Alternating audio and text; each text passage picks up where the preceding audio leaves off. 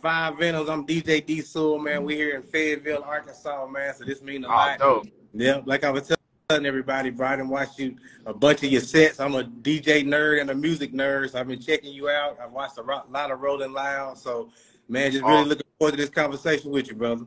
oh, dope, man. Appreciate it. Definitely appreciate it. Straight up, man. So, So let's get started. Get go. Venom, exactly where you from and how did you get your name? I just seen a bunch of interviews. I've never seen you before. so I grew up in South Jersey. I'm a big Wu-Tang fan, so I got a lot of inspiration. My musical taste, Wu-Tang, New York hip hop, and in the 36 Chambers, a lot of those samples they use are from Kung Fu movies, and one of the Kung Fu movies was called Five Deadly Venoms. So I just took the Five Venoms from that. That's dope. I'm actually watching the Hulu series right now. It is good too. Nice, nice. It's super dope. So Five Venom, you started in New Jersey. You got that type of background. We're gonna jump forward because I had a really interesting question. I thought because I've heard you say that's your musical background growing up. How did your kind of musical ear change to adapt to the music of today? Because you grew up on real hip hop, and a lot of people that grew up on that kind of don't respect the underground hip hop of today. So how did you change and adapt to that? It really wasn't a change or adapt. I think what it is that it's bigger, and that now it's kind of like if you look at like rock music, there's classical rock, there's metal, there's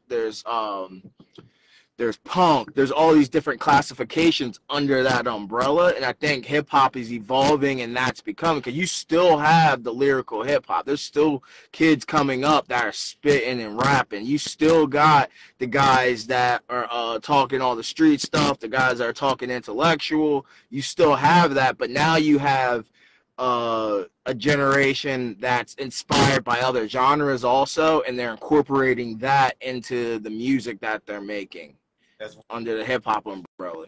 So I think that's more so is having more of an open mind. Even though I'm driving around, like yesterday I'm listening to Supreme Clientele. I'm listening to I might not listen to everything that we might book for the festival, but it's inspiring. It's a part of the evolution of music as it changes. It's kind of like you hear about the stories like your parents listening to what you listen to, and you're like it sounded crazy to them because they were listening to Marvin Gaye and all that, and the content changes as time goes on. So I think that's how I look at it personally. It's just the evolution of it.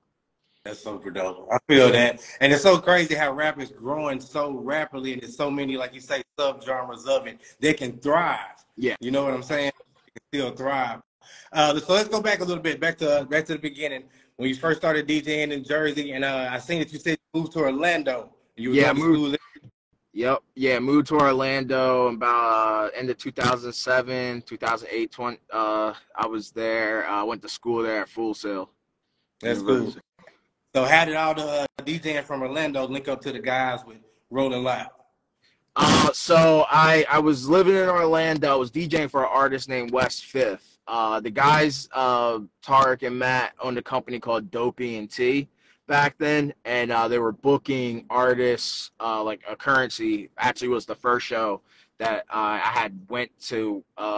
They had booked the artist I was DJing for, West, and that's how I met them. And we did a few shows, actually a few tours. They were doing Orlando, Tampa, Miami, and I did with them. And then one day I just asked Target, like, yo, let me be your opening DJ for some of your shows. And then we just locked in that way. And then that over time, we were doing tons of shows. It felt like almost like every week we were doing shows. And then they came up with the concept for Rolling Loud, so it kind of like rolled into that. Something I wanted to ask you. So big deal for you as a DJ when you was DJing for West Fifth. I guess he's an artist you had, believed in, and you know what I'm saying, bro, with him. What was it like first doing that? Like, what was a big show that stuck out in your head when you was just doing that? I don't know. I just thought it was like it was a way outside of clubs and everything. Like, I wasn't getting a lot of bookings because I was new there. I didn't grow up in Orlando, so I was like, how can I move around, network? And Wes was putting out really dope music at the time. He was moving. He had a lot of labels that were looking at him, so it made sense for me to work with an artist that had some trajectory, right? And for me, it wasn't always about just being this local DJ, being at the club, and that was it. I wanted to do more. I wanted to travel. I wanted to work in the music industry. Like, I went to school for music business, so I wanted to I guess spread my wings a little bit, and working with people that had like-mindedness is what I was going after. That's dope. Something that's so cool about your story that I really, really love is how you really believed in yourself, and you talked about flying out and paying for yourself to fly out to a gig. Oh yeah, and yeah. I want I think put on this, people that skip past that part of the story. That's an important part to prove yourself that, hey, I'm down. Yeah, like yeah. I mean, I think that was our third year Rolling Louds, our first out of Miami show. And I hit Tarek up. I was like, yo, when they announced it, I was like, yo, am I cool to come out for that show? And they're like, yeah. So I just left it at that. So I booked, like, literally, or after I hung out with them, I booked my flight, my hotel, and it flew out there, pulled up. And it was funny because my hotel was like a couple of miles away from the venue. So I was like, yo, let me just walk over. I had a whole bunch of time to kill. So halfway walking over there, he calls me like, yo, where you at? I need you out here. And I'm like, I'm already here. I'll be there in like a couple minutes. So, but yeah, like showing that initiative, showing I wanted to be a part of the crew. I wanted to put the work in. That was pretty much that. Bro, a lot of people don't understand it. Another thing that's important too, even when you asked to be part of, help them out with the shows, it was another DJ in front of you. So you played your position. So can you kind of speak on how you waited your turn? What do you mean by that? They had DJ already. Didn't they have him? Who? They have the DJ Dimps. You said it. Oh, you talking about Dimp? Okay. So yeah, when they first started doing the so this is like pre-Rolling Loud. This is during the Dopey and T era. So when they first started doing their shows, they had DJ Dem from Tallahassee, a legend, super legend, OG, and he was doing all of their shows, doing the opening sets and everything, but he was up in Tallahassee. So if you don't know like how everything's laid out in Florida, Tallahassee's like all the way at the top, and a lot of the shows were starting central down and down through Tampa, Central Florida and South Florida. So yeah, it was like a thing of when I asked Tarek, I was like, yo, let me do it. They're like, yo, we got Demp right now, but like come check out the vibes.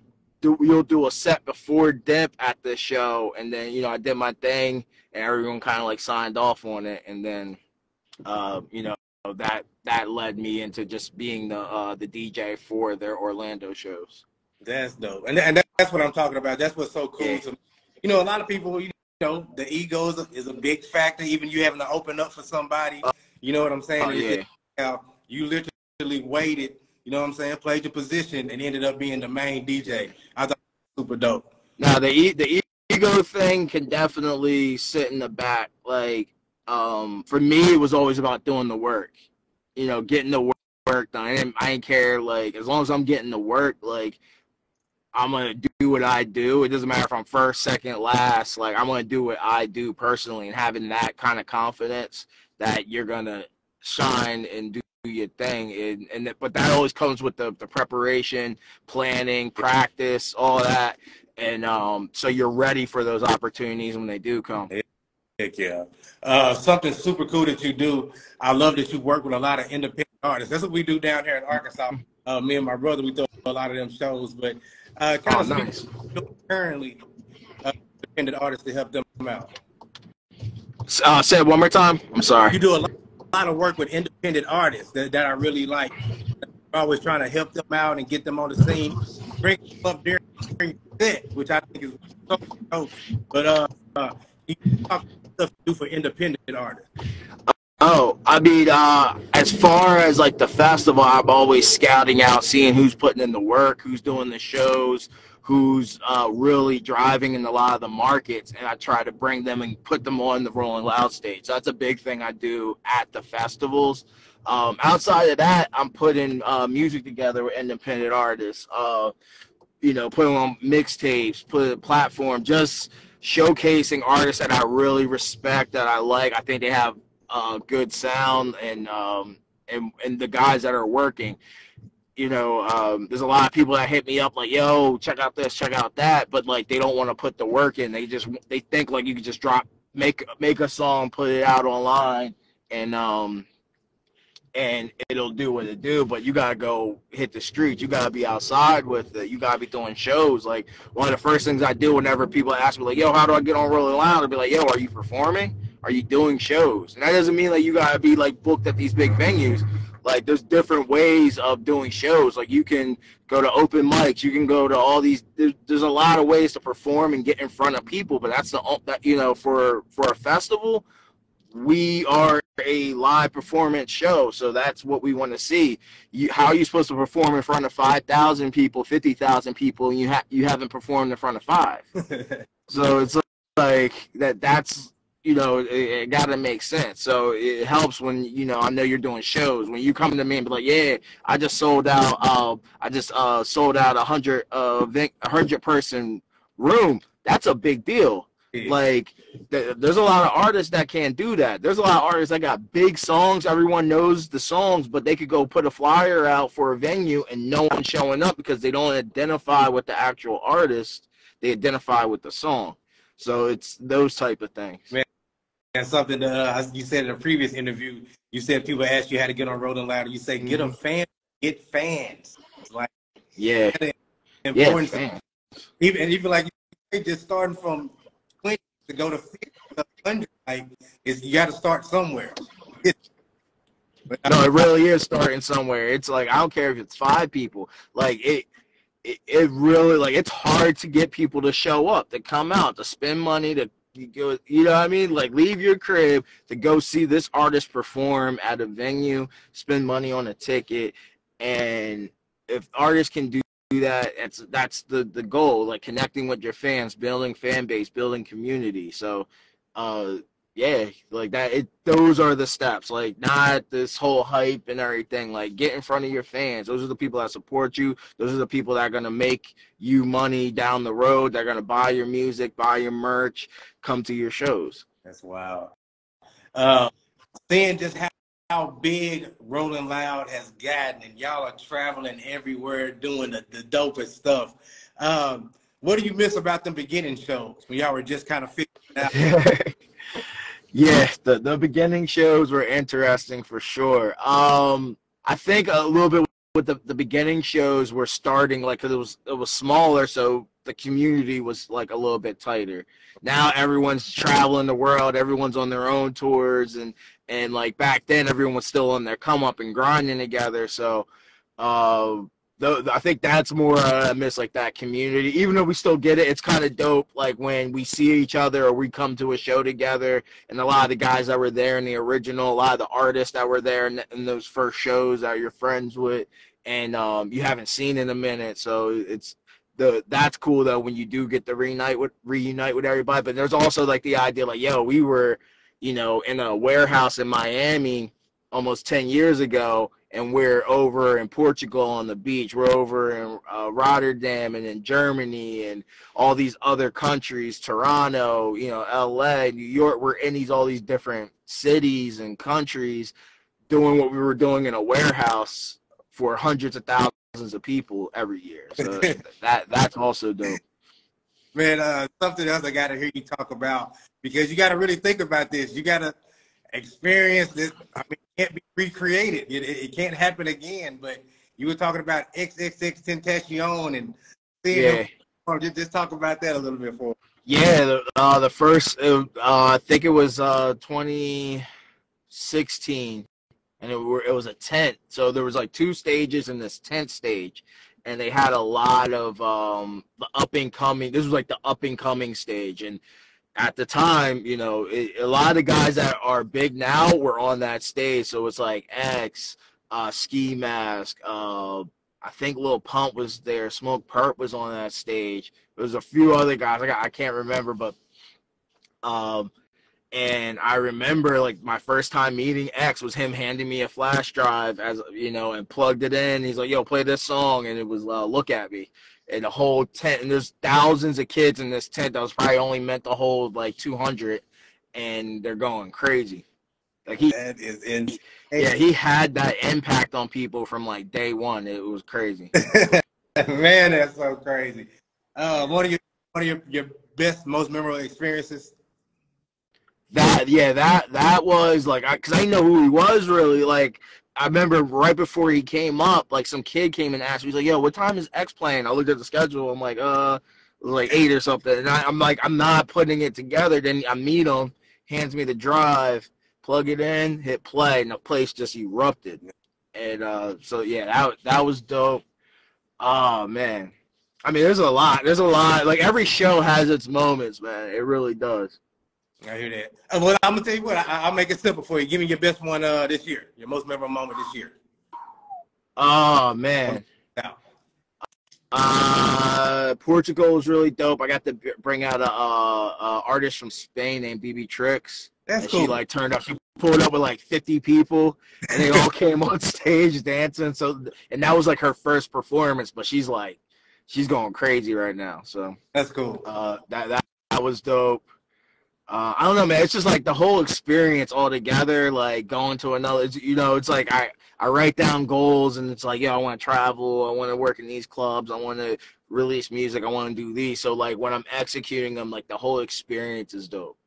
I'm gonna tell you what. I'm glad you said that. I got two more questions for you. I ain't gonna hold you all day, DJ man. Right. Talking to you. I'm gonna tell you what.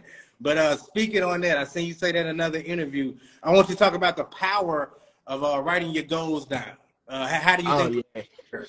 I mean, if the power of writing it down is like it brings it to reality for, because you can think about everything in your mind all you want, like that's cool, but when you write something down, it's stating it and putting it in the world.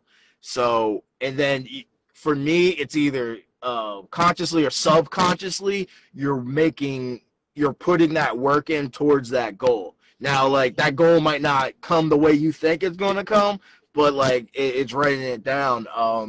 It's funny, like one of the photographers for Rolling Loud, Mickey, she had a goal of like going to shoot Drake. And like last week, she was shooting Drake. Like it was like these things I was like, yo, just talking into it existence is a dope. Like when you see that, when people are telling you like their goals and what they want to do, and then you get to see them do it, it's an amazing feeling. And it was like a year and a half ago, she was talking about it. She was like, yo, I'm trying to shoot Drake. That's all I want to do is shoot Drake. And then she's shooting Drake, like she's backstage, she's coming down, she's taking the pictures and all these videos. So that's really dope. Like, yeah, it's writing down your goal. At least you could see them. You can look at them and be like, all right, what am I doing today to get closer to these goals? I love it. I love it. 5 minutes. I'm gonna tell you again, man. We so much, bro. This means the world to me for real. You know, I'm on the radio and I do a lot of hip hop information, so I always keep up with what's going on in the culture. And one thing that's been talked about this year is just kind of the state of hip hop. And something at the beginning that I thought that was very interesting that I think a lot of people don't understand is hip hop is so big and it's growing so much. So maybe it's a subgenre of hip hop, not that as big. So I wanted to ask you, people say that hip hop's not as big, it may be down a little bit. In your world, all you see is packed shows. Yeah. So what do you think about that? How do you feel about the state of hip hop and where it's at right now?